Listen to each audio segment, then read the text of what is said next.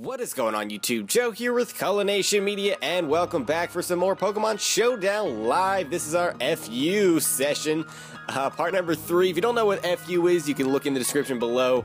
There's a link down there to the official page for the FU tier. I don't even know if it can really be considered a tier. It's like a temporary tier of the month thingamajiggy. Anyway, it's a lot of fun. It's below PU, which is also below NU, so yeah, just it's kind of right up my alley. So far, so good with this team. We're 2-0, and let's go ahead and get into another battle here. As we're getting started today, of course, just a friendly little reminder in case you guys haven't done so already and you would like to show your support to the channel and the series, all that fun stuff.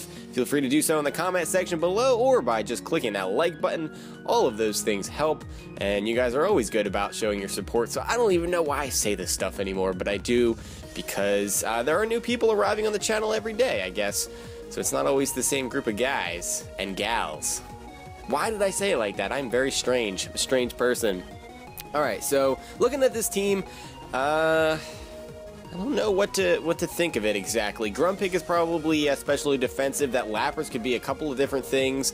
Looks like Krokorok is going to be defensive as it has the Intimidate.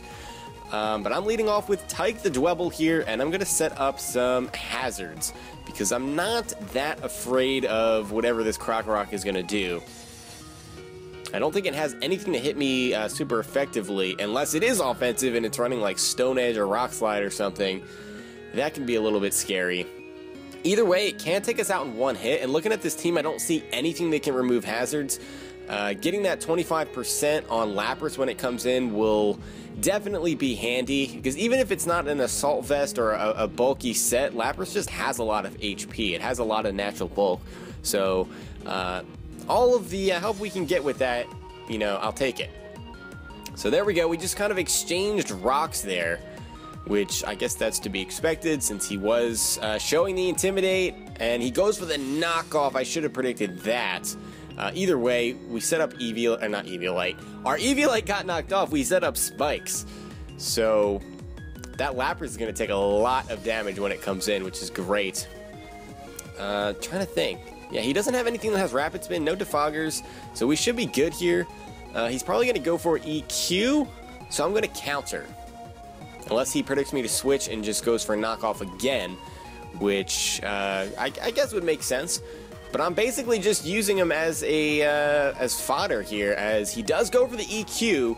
We pull off the counter, and that does 68%. We're doing more with counter than he's doing to us, even with knockoff and EQ, which is great.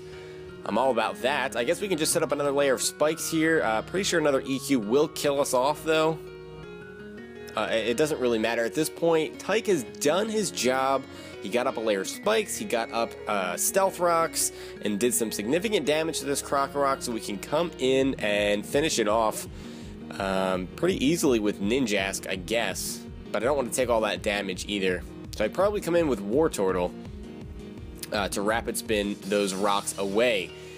Either way, he does go for the EQ, and that's going to take poor little Dwebble out. But like I said, he did his job. So now, I mean, I guess we could go into Emmy, the Electabuzz, as well, and just go for an HP Ice. But because this Krokorok doesn't take any damage from the Stealth Rocks, well, not any damage, but it doesn't take very much, he could switch it out here.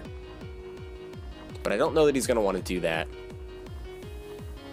I don't think he's going to do that, so I'm just going to go for a Rapid Spin. Also, looking at this team, he doesn't have any spin blockers, so that does help us. He does opt to go for the knockoff, so he was just going to sacrifice this thing and let me scald it to death.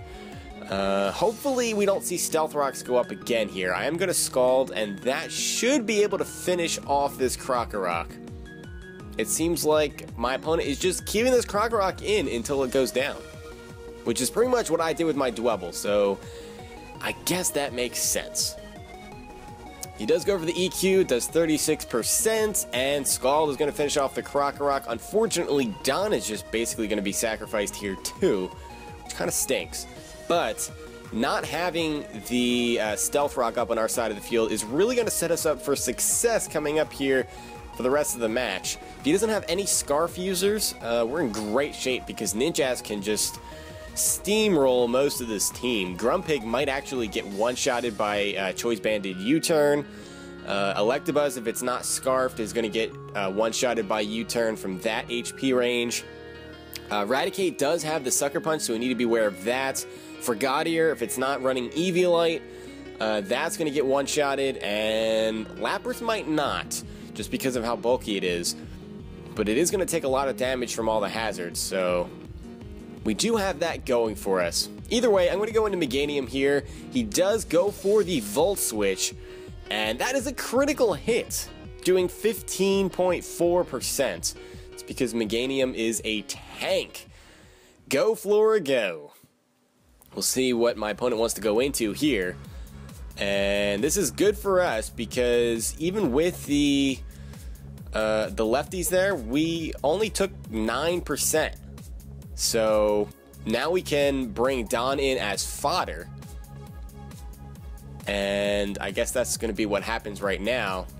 I was hoping that we weren't going to see a Volt Switch, but that's fine. That is fine. Did we see a Life Orb on that Electabuzz? Let me see. The Raticate has a Flame Orb. No, we did not see Life Orb on that Electabuzz. So it could be Scarf. It could be Specs too, though. Or it could just be Magnet, and it's just bluffing the choice item, which is something I love to do. I love bluffs. It's like one of my favorite things. I haven't really done it since I've been back from vacation, though. I haven't really trusted my predictions and my abilities just yet. I feel like I have to ease back into it a little bit before you start going all crazy with the bluffs and all that other jazz. So our opponent is waiting to make a move. Or I guess we're waiting for our opponent to make a move. I feel like I gave them ample time though, so I'm going to go ahead and start that timer. Now this Raticate can be very dangerous, but I am just switching in Wartortle here.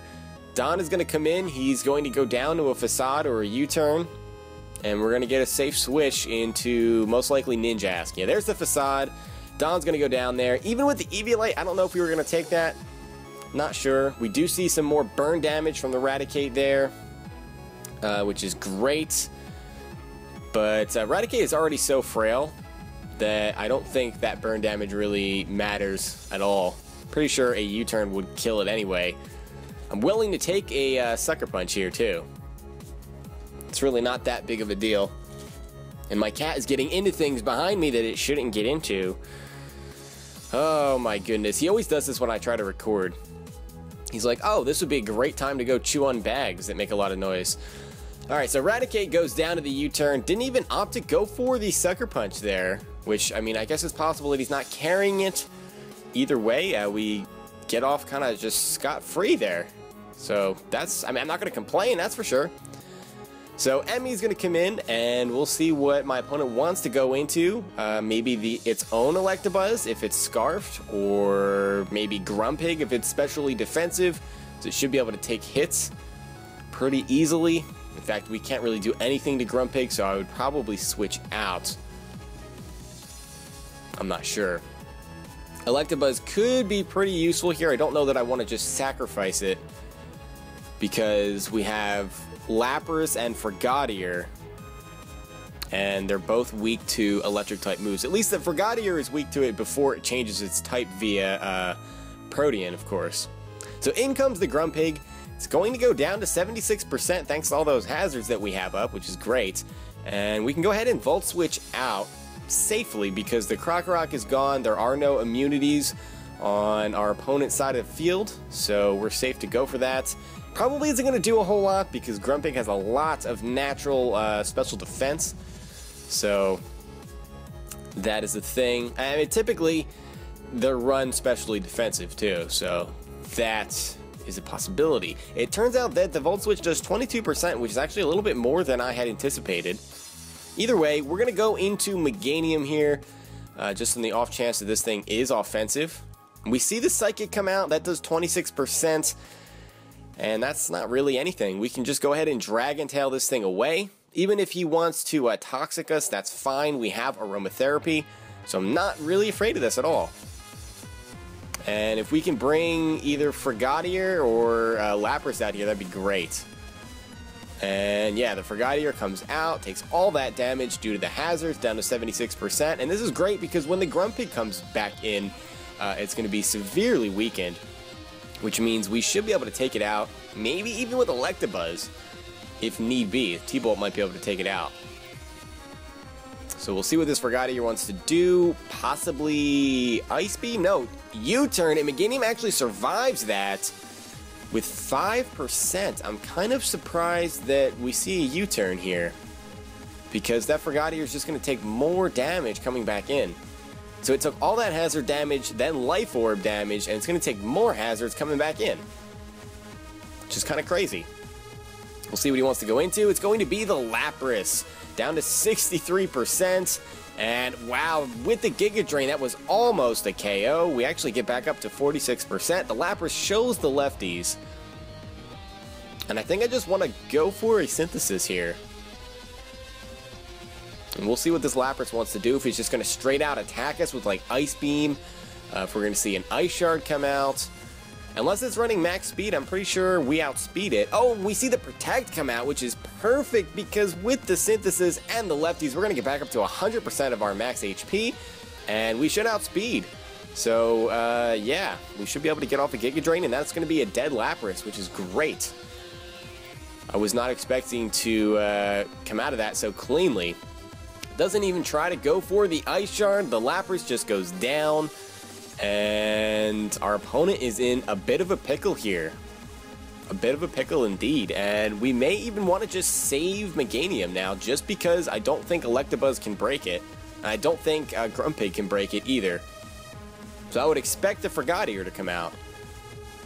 And we can sacrifice either Electabuzz or Fracture. Really, either one is fine.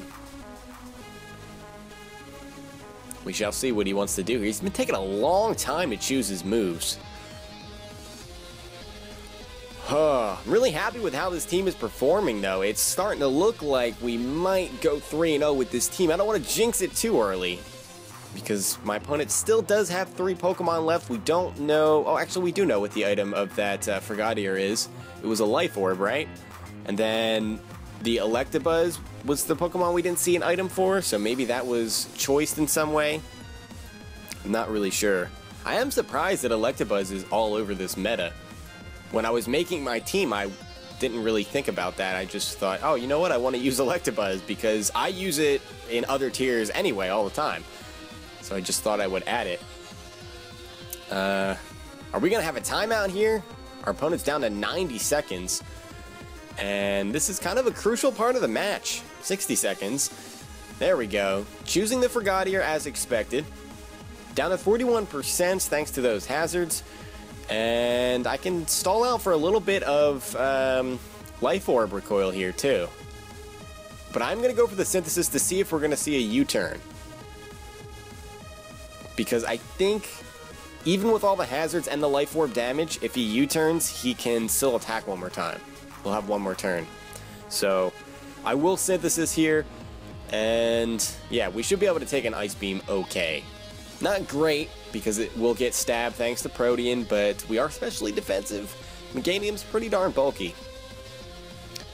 So, yes, the last part of this match is really dragging because our opponent is taking so long to choose moves. Really hoping it doesn't end in a timeout, because I feel like we have this match. I really, really do, and I don't want to give it up. I really don't. What else could they do here? What else besides Ice Beam? That's probably your best play, because in fact, I've got 3 Pokemon left that are weak to Ice. Yeah, there we go. There's the Ice Beam. That takes us down to 27% with the Synthesis and the lefties. That brings us back up to 83, so we should be able to take another Ice Beam here. I guess I could have just gone for a Giga Drain there to finish off this Frogadier. And I guess that's what I'll do now, since we're definitely going to survive. Or we may see a U-turn again, I don't know. I mean, that wouldn't make any sense. He definitely would go down to the hazard. So, yeah, he's just going to go for the Ice Beam. Giga Drain's going to take out the Frogadier, and now we have Electabuzz and the Grumpig to deal with, and Ninjask can take care of both of those. And he's going to forfeit, so... Yeah, kind of felt like his the timer was going to forfeit for him anyway, so that is a win for us. This team is 3-0 so far, so I'm pretty happy with that. We still got 2 more parts left to kind of figure out how this tier is working, and I've been having a lot of fun with it so far, so I hope you guys have enjoyed as well. If you enjoyed this video, please make sure you're leaving a like, rating, or a comment, or whatever you would like to do, and I will see you all next time. Until then, game on.